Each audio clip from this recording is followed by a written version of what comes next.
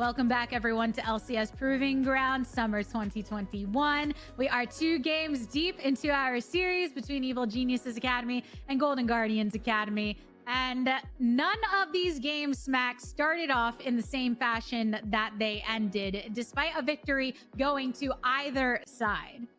Yeah, both games so far have been complete comebacks from the beginning. The game 2, the one that we just watched, Golden Guardians had a great start off to the game. They had so many picks in the bottom lane where they were just really catching out both Mystiques and Team Luke.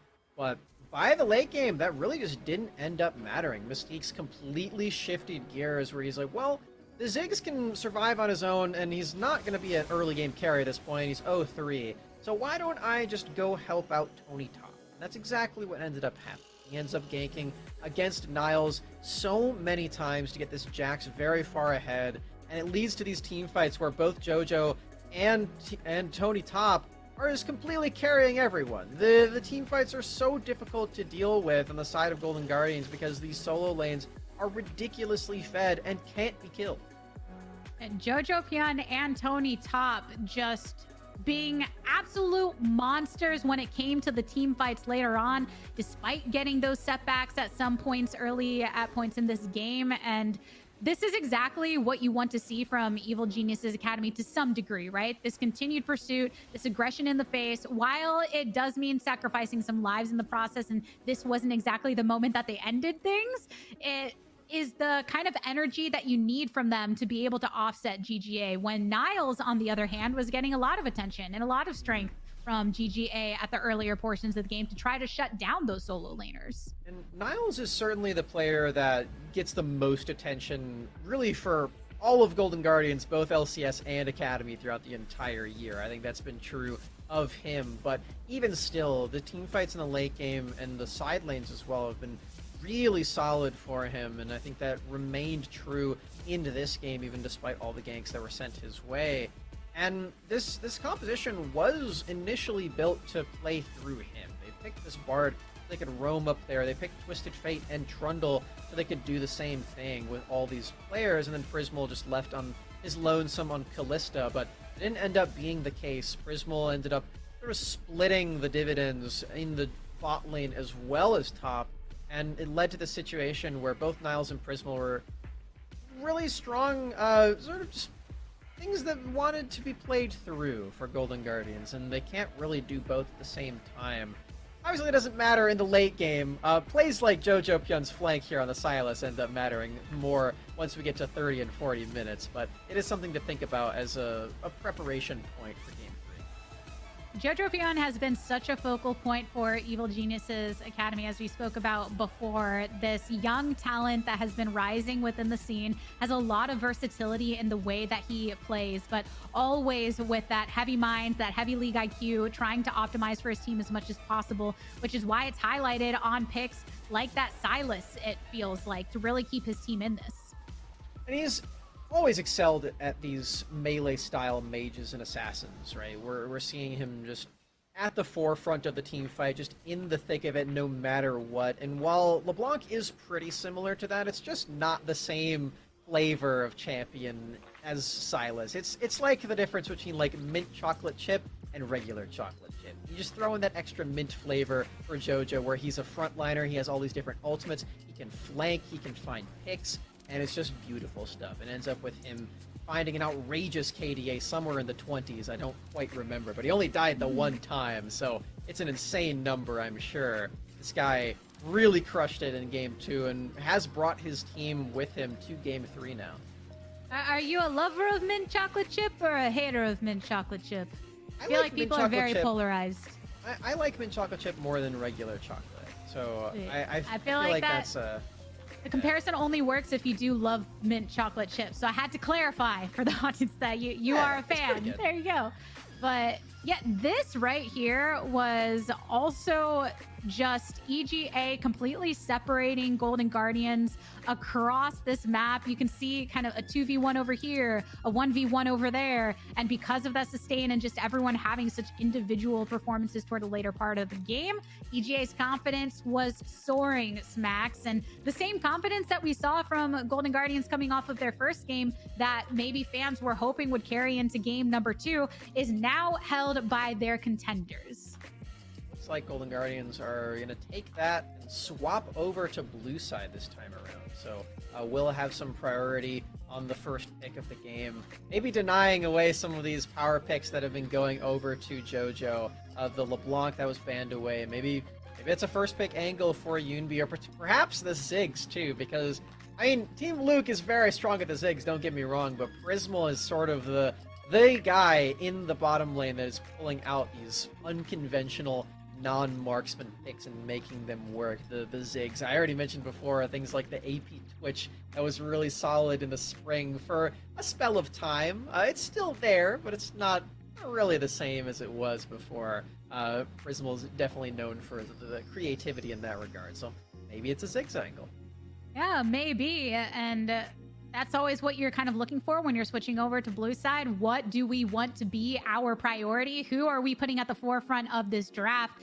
Smacks, if you're looking at what GGA need to do, how much of a shakeup do you think it is going to be for them getting this opportunity to go to blue side, or is there something else you would like to see them operate differently?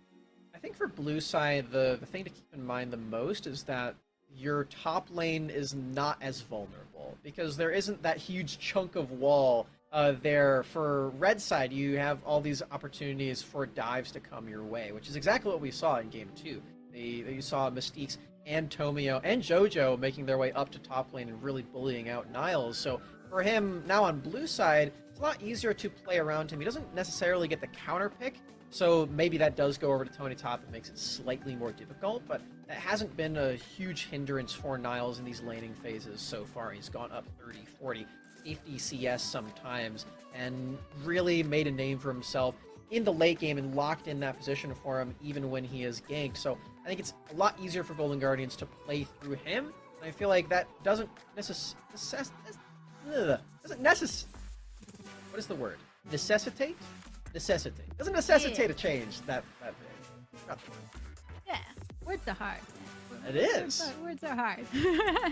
But on the side of Golden Guardians, another thing that you always have to point out is the fact that, yes, Niles is a strong point of contention, someone that they have played through a lot, but maybe we do see an angle where they decide to fully commit to someone like Prismal and just right off the bat saying we want to play around that, depending on if they bring out the Ziggs or something else. And right off the bat, because we are switching sides for the first time in this series, coming into game number 3, slight alteration in some of the bans. Aurelia taken away here in the first phase.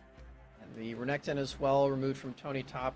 Evil Genius's Academy, they can keep the same threat level secure for themselves. The Gangplank, of course, you want to ban that away from Niles. It is another one of his comfort picks alongside the Jace, but something I'm noticing right now is Golden Guardians switching over to blue. They're not banning out Lee Sin. Might mean that they lock that one in for themselves unless Evil Geniuses decide to ban that one away, recognizing that, hey, that is a really strong priority for Golden Guardians. Maybe we should remove that. Niles has played the Lee Sin. Rosethorn has played the Lee Sin, which is just a pick that is going to try to make plays earlier on in the game. And we've seen in both game number 1 and game number 2 a lot of these very aggressive, aggravated starts from both of these sides. So there you have it. Lee Sin, first to be locked in for GGA. Solid choice for Golden Guardians. Evil Geniuses not finding the same priority level on that pick as we receive for Golden Guardians. This is where that best of 3 sort of draft mastermind gameplay can just sort of come in, and I like that we are getting that side swap for the first time. It leaves up these powerful junglers that we already saw Tomio pick before, like this is in Zhao. He's going to go right back to it, and if history repeats itself, we likely will see just a mid lane lock-in for JoJo, but it can't be that Silas that we saw before, and it can't be Ryze either, so LeBlanc. Yeah, both played Summer and the Silas. A little too fresh of a wound after seeing what Jojo Pion was able to do with the pick during game number 2. So it makes total sense that GGA just don't want to have anything to do with it. Like that, EGA are continuing to basically hold some of their cards because Mystiques has felt very comfortable on this recon. There is no reason to necessarily go away from that, even though he had to sacrifice his life in a couple of those team fights during the later phases of game number 2. It was all that EGA needed to be able to get Tony Top and Tomio into some of those engages and really be able to follow up and sustain on the way through. So now over for GGA, continuing to stick with the Twisted Fate here. Maybe because Silas is no longer going to be a problem, they don't worry about what he can do with that Destiny. We saw another trend for Golden Guardians with the Twisted Fate, though, and that is that they really don't draft magic damage anywhere except for mid lane. That's been true for all 3 games so far. Prismal could lock in Ziggs as his marksman, but we don't actually know if that's going to happen, and EG could deny that one away as well. So we're going to reserve that for later, but the Lissandra was the only magic damage dealer in game 1. Twisted Fate the same in game 2. Looking like that's going to happen again, and I feel like that could be a problem if Tony Top decides that maybe this is a game for a tank.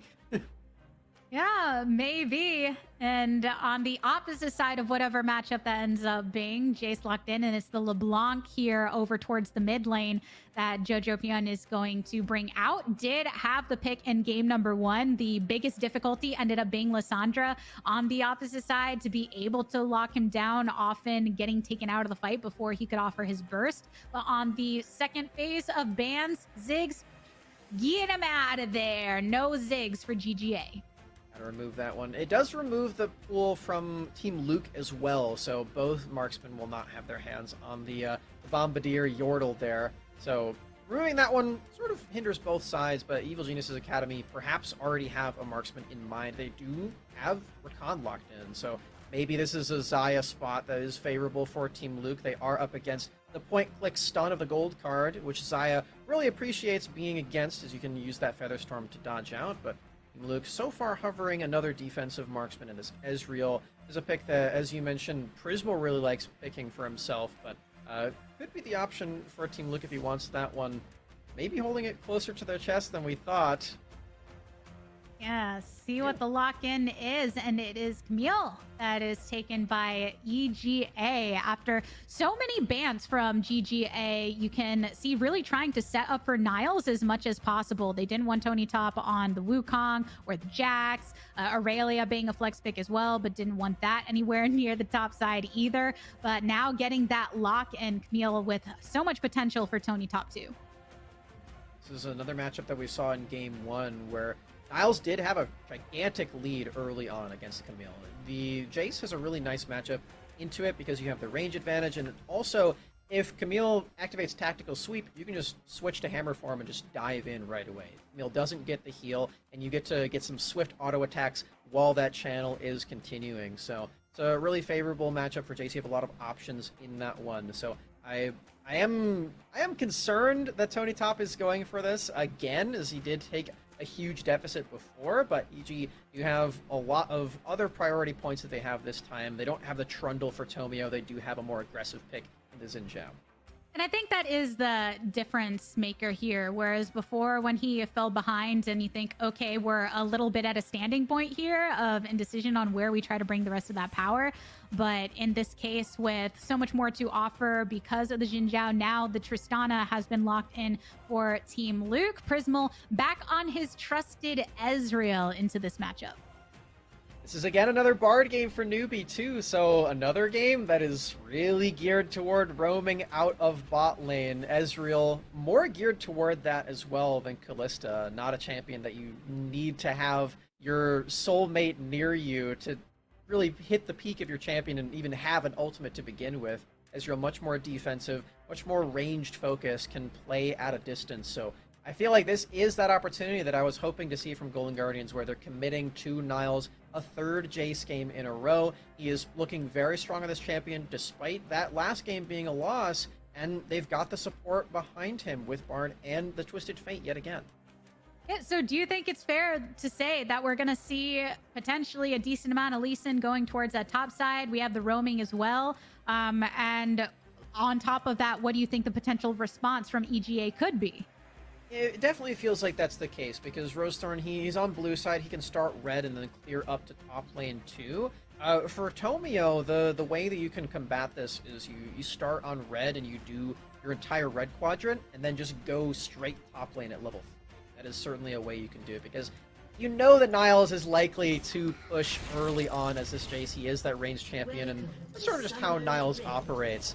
Tomio might be able to do that. We could see a red buff start for him if he wants to make that happen. But again, Guardians are playing for the full commit top lane. We'll see if maybe drops more Coco. Oh, it's playing a different skin this time. It's just the blue gems this time instead. Oh yeah, no Coco, but still a nice little treat to be left for the top laner. Same exact thing from game number 2.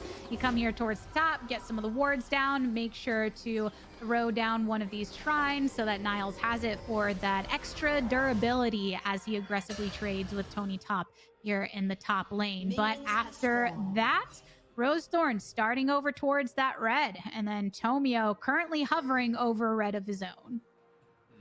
I'm liking this look from Tomio. We'll see if he actually does commit to the top side focus play that I'm hoping to see. The way that Rosethorn can read this out is he just goes buff promp and then goes top lane 2.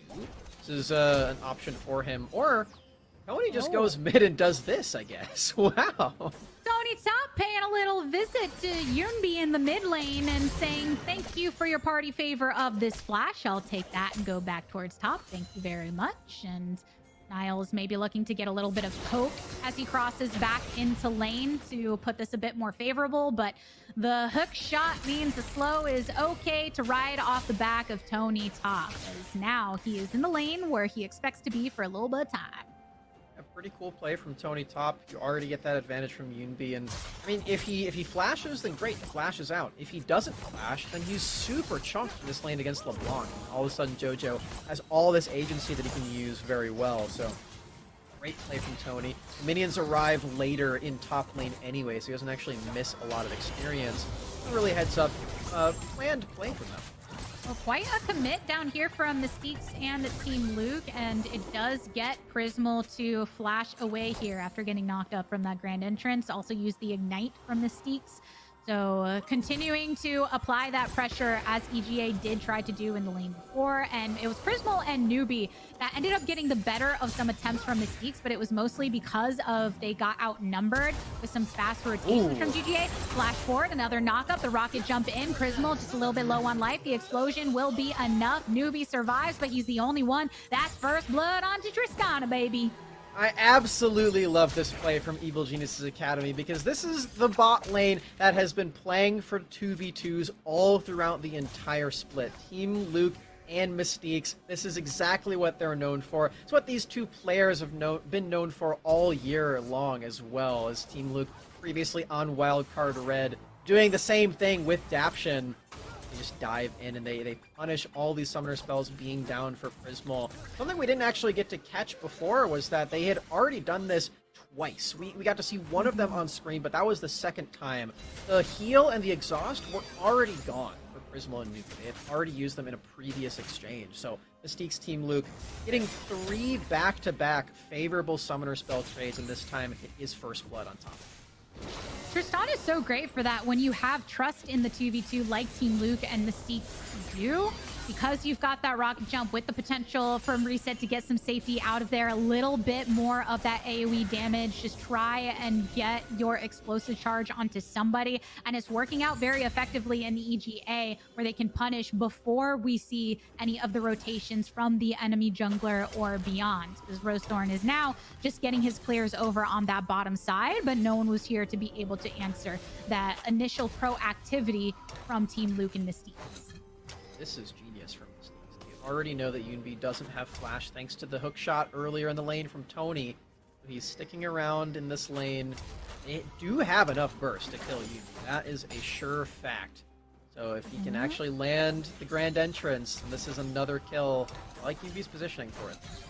And Jojo Pion is making sure that this wave gets pushing towards him too, baiting Yoonbi here, saying, please come towards me.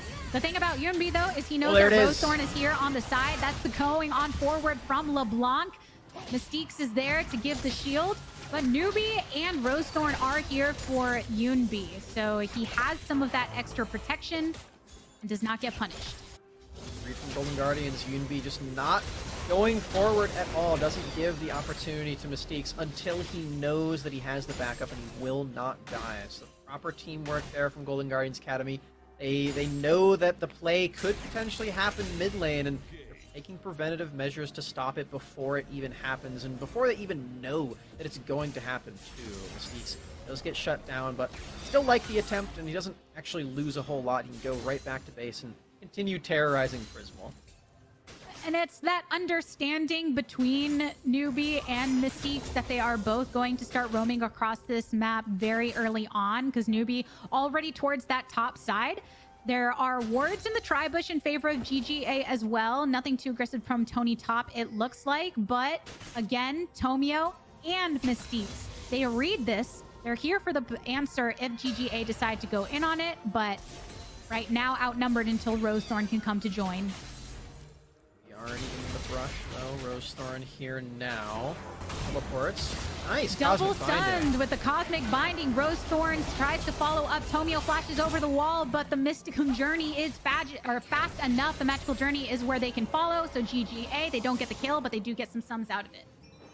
Another moment where we're seeing both teams are fully reading their play. They're going for the same aggression, and they're going for the same mitigation. This is very, very interesting where both teams are in each other's heads. You can see that the times that they've played against each other are stacking upon each other all throughout the year.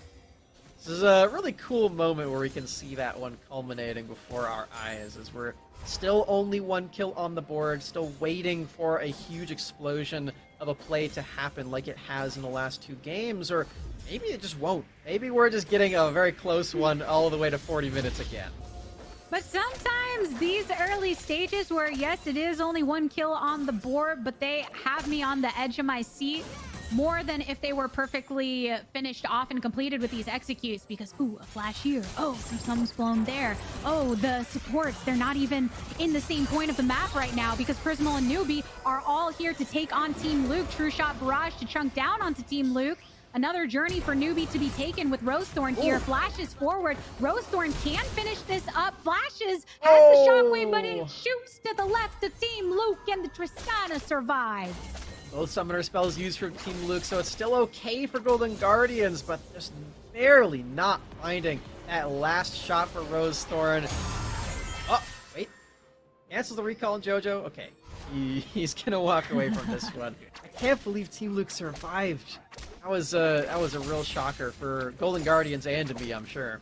Yeah, with the way that GGA were pursuing that too, collapsing upon him between the two turrets, Rosethorn, making sure that he wanted to keep that shockwave up after the flash so he could try and get a guarantee, but it can be difficult with Tristana. So still ended up getting the sums. They did have to use both of the flashes on the support and the jungler for GGA in that pursuit, but still, they can try and find some wins elsewhere on the map because the Rift Herald has already spawned, and it's GGA with priority right now. Control here in the pixel, so Tomio should be spotted out as it's 4 players from the blue side here at the ready. Make sure that EGA don't try to step up to this.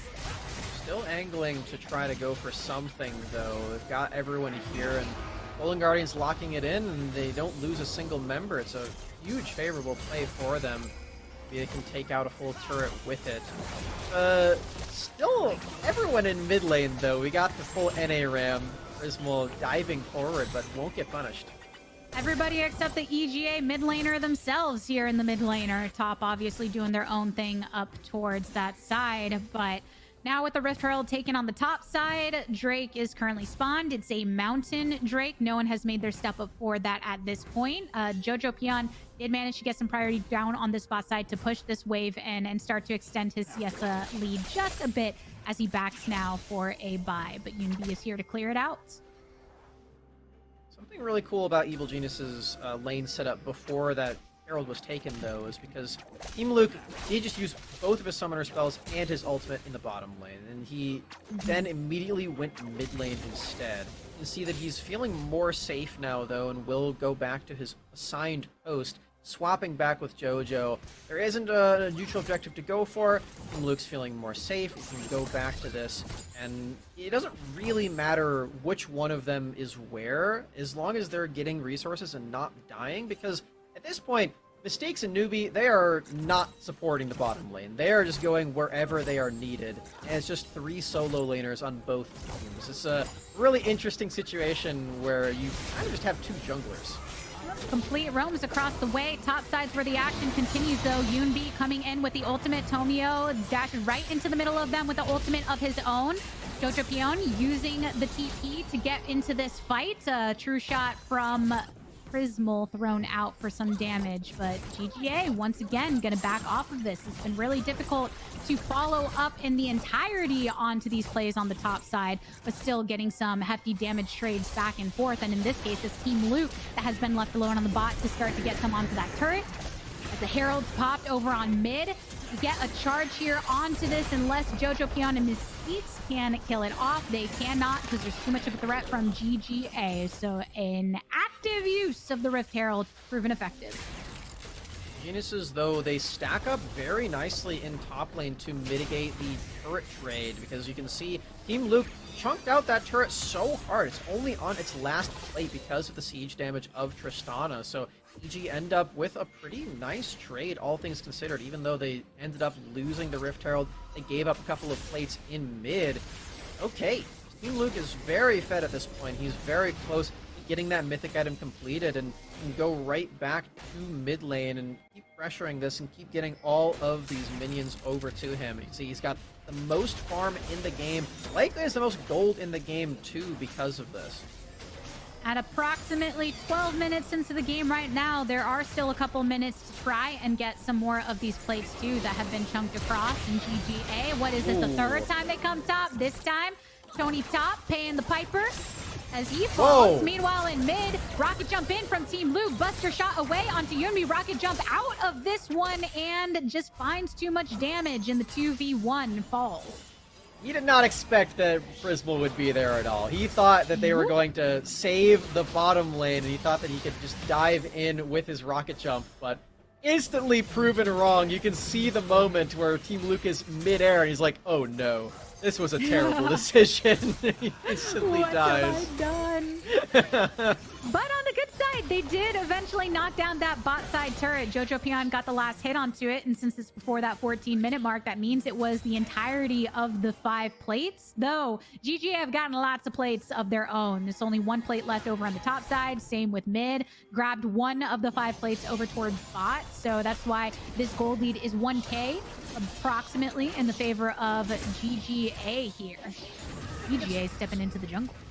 I think it's a strong play for Prismal to go mid regardless of whether or not Team Luke decides to rocket jump in, because he gets to pressure the mid lane as well, and that bot lane turret's probably dead anyway. But let's watch what Rosethorn's able to do in this topside dive. So Tony definitely knows it's happening, but with the flash kick, you can't hook shot away. You're instantly crowd controlled and into the wall too, so it's not like Rosethorn is sending you away to a favorable location. I love this dive, and again, I love the strategy that you can bring to a blue side draft where Niles is confident enough to blind pick this Jace because he knows that he can just get a huge CS lead against any champion that Tony sends his way, as proven by the previous 2 games. That is still true now, and he's getting more pressure from his team this time. 130 to 87 on the CS for Niles versus Tony Top. There goes the first dragon, grabbed up by Golden Guardians Academy. 3rd game in a row, they've got the first one. Stun onto the enemy mid laner. Yunbi tries to make his escape, and the TP comes in a little bit late, and now canceled. Tomio and Jojo Pion coming out on top in that one. Yunbi can't flash out of the range of the ethereal chains at all. Tomio flash to follow. Easy pick off for Yunbi. And the side lane isn't quite as strong on this side of the map as it is for Niles. You can't just sit out there, no turret, and expect to be safe the entire way through. So much crowd control and lockdown from those chains from Jojo, and then Tomio in the wings. Yunbi was not as safe as he thought he was, and now he's got a stopwatch, so maybe he can find some safety in that purchase for himself, but likely will not make the same mistake again.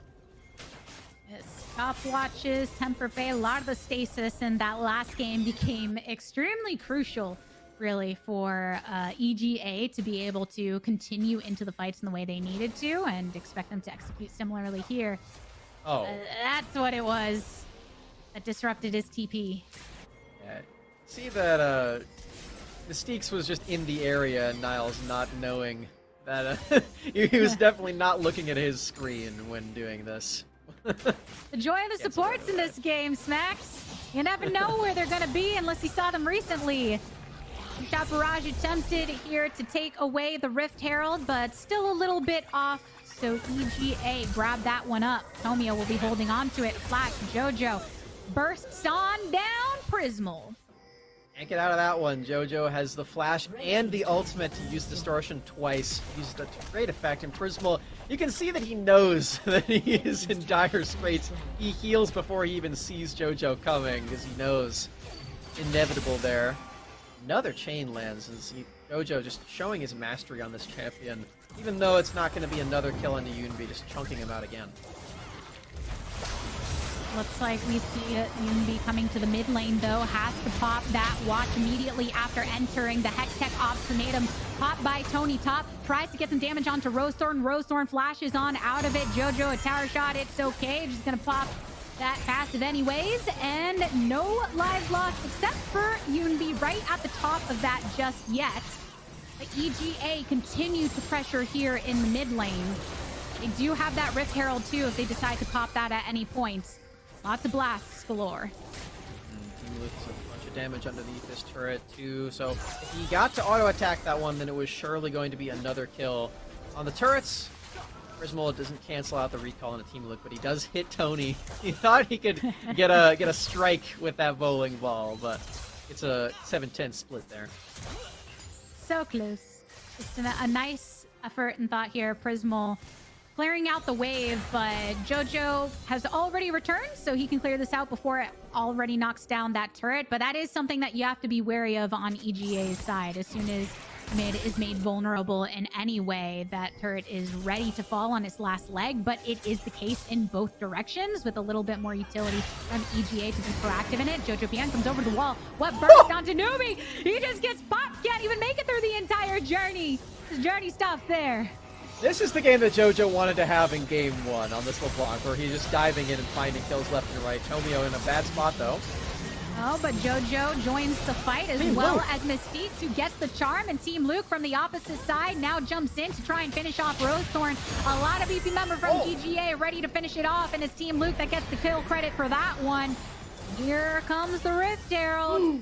Another slice through from the ultimate of Prismal, but not quite at the point of execution. And this is one of those bowling games where you think the shot is right, but it ends up hitting like 6 pins. You're like, how did that even happen? That's what Prismal's ultimates are like in this game.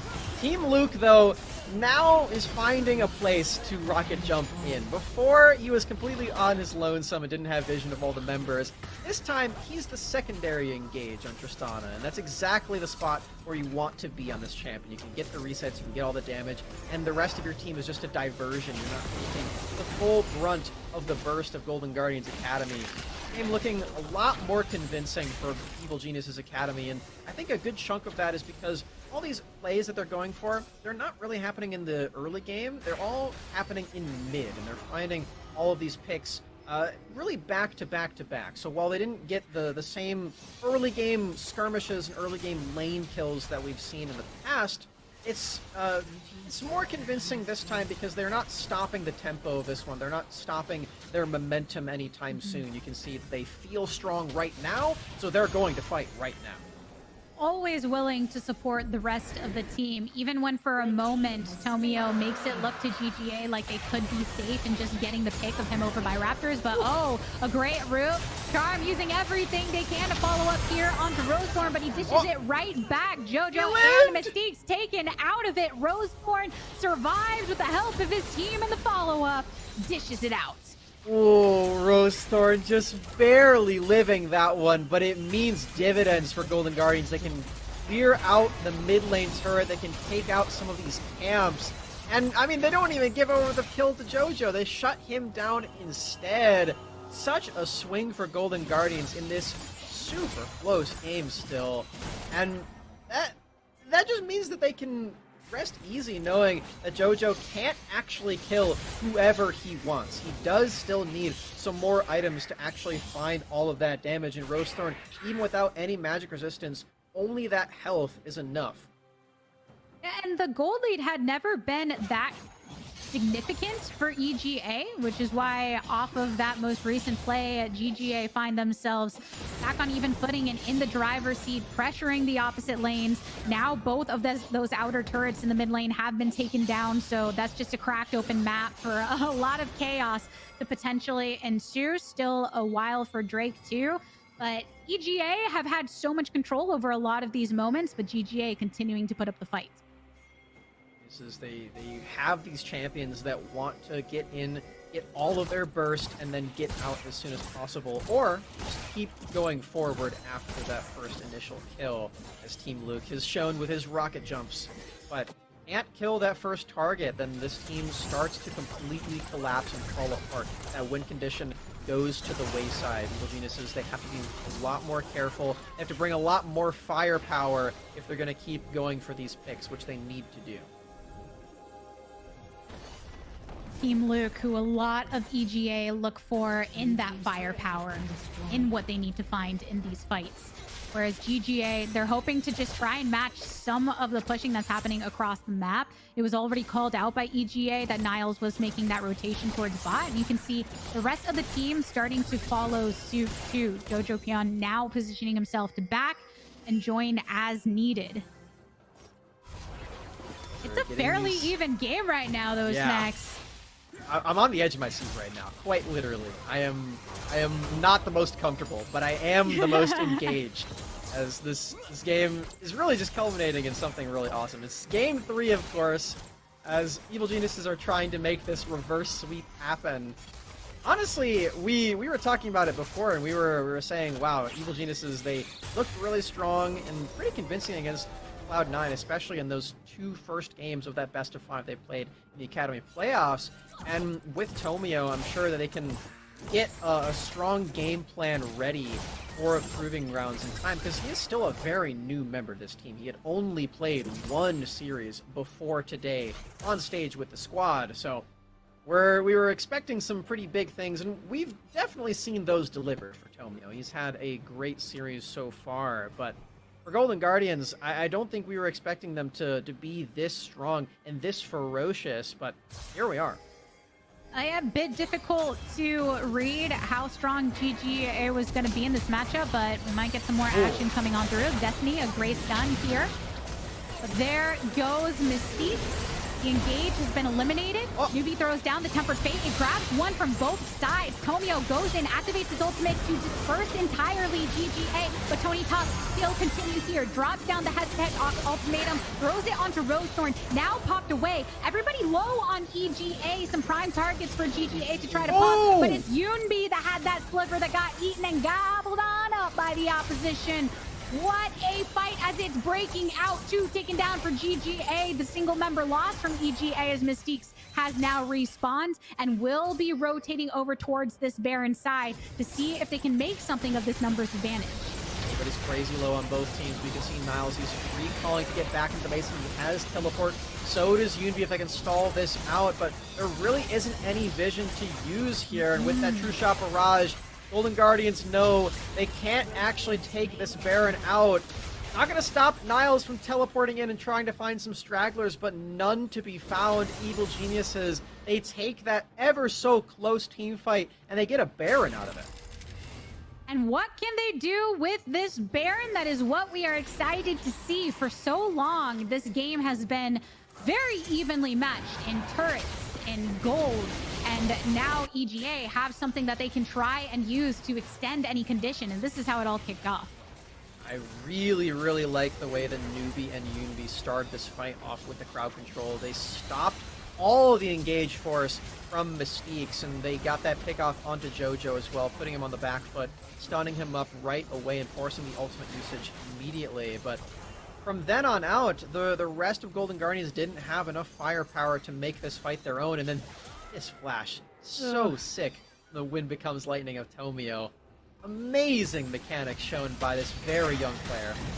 Knowing the limits, and Thorn starting to pursue. Indeed, finding himself at the edge of Tony Top, but GGA collapses on him instead. Both of the solo laners eliminated from EGA, Baron buffs or what have you, it doesn't even matter. GGA still go for gold. Tony and JoJo certainly have enough burst to kill a single target, but they don't really have the health bars to survive the onslaught that comes afterwards. Seen right there. Less than favorable trade for Evil Geniuses, as they do still have Baron, but these structures aren't easy to come by now that we're waiting for the inhibitor turrets to fall. I don't think they can do that if they're getting picked off left and right like this, as Evil Geniuses need a strategy to approach this Baron with what they have left. We're gonna get a check-in on JoJo again, using the distortion forward, and gets spotted out. This is a repeat, a deja vu of sorts, with the Twisted Fate ultimate onto him once more. While most of EGA was hovering around for the team fight, there's just so much popped onto JoJo, but another team fight over onto the opposite side.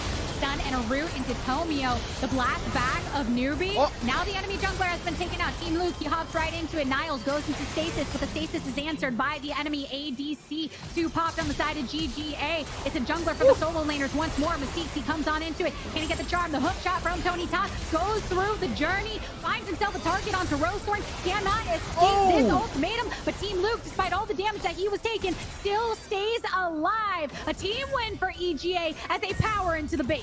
They've got 10 seconds left on Baron. Can they end the game, or will they just be satisfied with an inhibitor? We're about to find out. Team Luke dealt so much damage in that last team fight. He's going to have to do it to the structures now. They're committing. The Baron has expired. Yunbi's up in 4 seconds. Can he do anything about this onslaught that EGA are bringing on through? Newbie throwing down the Cosmic Mining, doing what he can. The stuns are good, but they are outnumbered. The targets on to the Nexus mean EGA move on in the winner's bracket and send GGA down below. Ooh, that was a tight timer to close out the series, Latigris, but a well-earned reverse sweep from Evil Geniuses Academy. Amazing team fight mechanics shown from all of their members. Rookie or not, these guys have what it takes to close out these series, and exactly what they do. They remain on the upper side of the bracket, and they will be playing up in the next round. Oh, what a series! Ooh, proving what they can do under a variety of conditions. Game number 2, coming off of a deficit in the early game to come back for the win. Game number 3, executing a lot of control. Some very similar strategies that we saw throughout the series, but going a bit more in their favor. For instance, the 2v2 down bot that both of the members of the bot lane on EGA are always looking for worked out very nicely. Team Luke is really crazy on this Tristana. We only got to see the one play where he made that was kind of a head scratcher. And hey, it's this one where he dives in and doesn't see that Prismal is there. You can see how much damage he actually deals to Yunbi, and if Prismal's not there, then maybe this is still a solo kill. But unfortunately, the vision's not there for Team Luke. But that's really the only play that happens where we're like, wow, that did not go Team Luke's way. Everything else was so solid for him, and it really feels like all the members of Evil Geniuses Academy have had games now where they're just crazy popping off moments, and I mean, this is another one of those for JoJo. Yeah. Even when looking at moments like that Tristana play, while it ended unfavorably, it's the kind of thing that when it works, it works. You see Jojo Pion going for similar strategies. Hey, I see someone. I want to try to pick them out. I think they're alone. And maybe that read isn't always right, but it's what makes EGA look so strong when they do get those picks and when they do come together and show just they believe in their hands. They believe in the picks. And GGA really did try to put up a fight here. Some decent shots from Prismal, for instance, to keep things going. But oof, Moments like this, seeing Tomio go through just to disperse everyone so effectively. This is one of those pop-off moments that I was referring to for Team Luke, where he's super low on the Tristana, but he still knows his limits on this pick and will deal all of this auto attack damage. And I mean, this is just a highlight reel for every single member for EGA as we get that win becomes lightning once more. This is just such a sick display of skill for EG as they keep that winner's bracket run alive for themselves. And ooh, I'm hearing that we're gonna get a chance to talk to one of them after this game too. I am. Yep. We'll be readying up for that interview soon enough, which is super exciting considering how much we're pumping with adrenaline right now. I can't imagine what it is like for the players themselves because they were fully in this game here, Smacks. And GGA, in the end, I mean, they were trying to still bring that power towards that top lane. They were trying to get those dragons stacked in favor of themselves. But once this Baron was achieved by EGA, even though there were a couple slight missteps immediately after, it's where we finally saw that even keel between the two teams really break in one's favor. And I think despite the series going over to Evil Genius's Academy, and you know, at the end of the day, we're mostly going to remember their victories. I think it's a good time to remember that Golden Guardians members did have crazy pop-offs in this game. I think Niles was a big standout to me. 3 games in a row of Jace, and he really made that pick work for himself. Huge lane advantages in all of them. And I think the members of Golden Guardians deserve a pat on the back as well, despite the loss, and expecting big things from them in the lower bracket now. They are not the team that I would want to face up against. But Tigers, I'm hearing that our special guest is almost here. Yes, indeed. After that victory in game number 3, it's time for us to hear from Evil Genius Academy's very own Tomio here in our Verizon post-game interview. Tomio, how are you doing after quite the long but scrappy series? I think I'm doing fine at least. I don't know. I don't know how to feel. We won. We should have won first game, but happens. I mean, I'm feeling fine, I guess. Good enough. Yeah. Not bad at least. That's great. Touching on the first game a bit, you said that you felt like you should have won that one. You guys had that early lead. What was going on there when you decided to take it a little bit slower and just not go for the same just crazy off the wall plays that we typically see from Evil Genius's Academy? I mean, I think the first game, like, yeah, I do agree. We're like so ahead. We're so scared to do stuff. Like, I'm pretty sure we're like up like 3 or 2K gold. I gave Herald. I griefed the game a bit because I don't know why they got Herald, and then it just felt like it was the first game, you know, the warm up. Yeah. We went to the next game. Yeah, you could Felt better. warm into the series a little bit. Kind of more on that note, what is it like for you and the rest of the team balancing, hey, we want to be in your face, we want to find these opportunities for plays, but in a best of series, also know when to pull back a little bit and make sure that we don't sacrifice advantages?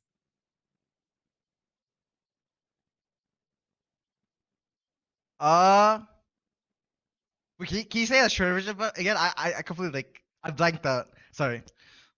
Oh no, what are you focusing on as a team to make sure that you can still be a very aggressive team in the way that you like to be, but not going a bit too far at points, right? So that you don't end up giving up any advantages.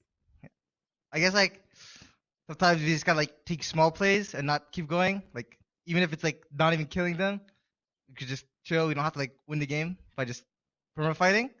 I think it helps us calm. We just play for objective or a goal, we plan. We just like don't play off feel. Yeah. For you, Tomio, you spent most of this year playing on the Evil Geniuses Prodigies roster and now recently promoted up to Academy. What has been the biggest difference in those experiences for you so far, now on the Academy roster with an entirely new set of players? I think the difference would be like I guess like you play on more plays like that. I guess like communicate you like information a lot or like more because I think in like amateur, it's like new players coming in, like players who just might want to try it, or like first time playing professional, or like a part of it, and then they're getting new. Like sometimes like they don't know what to say, or sometimes they do not say. I don't know. For Yeah, sure. so stronger lines of communication. That's nice. Yeah. Yeah, different environment for sure. Tommy, I wanted to Yeah. ask you because I wasn't sure. I know during your series against C9 Academy, you were playing on 80 ping, far from the team. Yeah. Is that still the case, or have you relocated? No, I came like here in real life, to play. And honestly, like the 80 thing was like whatever, because it's the jungle role.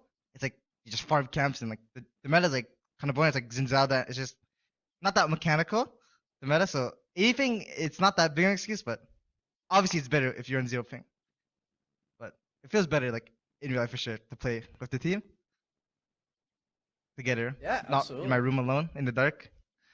Yeah, you got some nice lighting there. I like the flowers behind you. Who gave you those flowers? Yeah. And there's Monster. We're sponsored. Oh yeah, you gotta get the sponsor plug. Monster. Nice. Hey, let's go. So because you won this series, it means that you will be moving on in the upper bracket. I believe your next opponent is 100 Thieves Academy. So what are your thoughts on that upcoming matchup? I think the same thing going to matchup to win.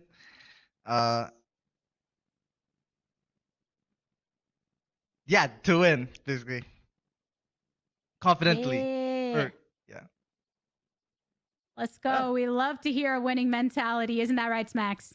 Absolutely. I wanna see some competitive series against you and the newly acquired 100 Academy jungler as well. They've got Chad now up there. Do you have any burning opinions of Chad, their new jungler?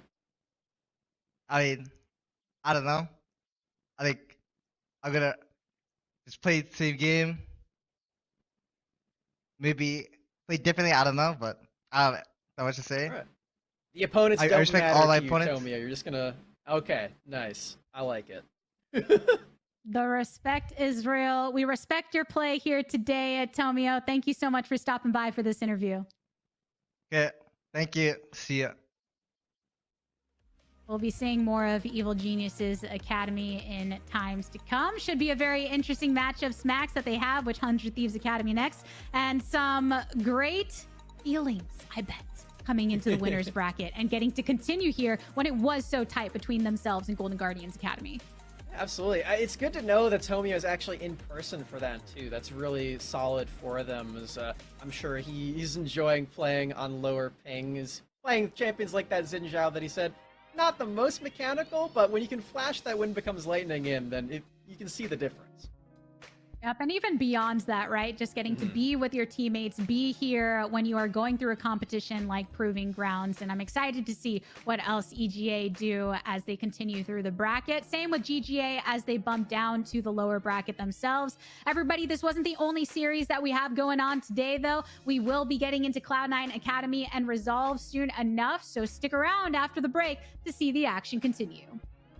Verizon believes everyone deserves the best. That's why we start with 5G from America's most reliable network. Verizon 5G is next level. Then give families plans to mix and match, so you only pay for what you need starting at $35. You get so much more than this, a great network. And offer the best in entertainment on select unlimited plans, like Disney+, Hulu, and ESPN+, as well as Discovery+, with a Galaxy S21 Plus 5G when you buy one. There's no reason to settle for less than the best. Only from Verizon.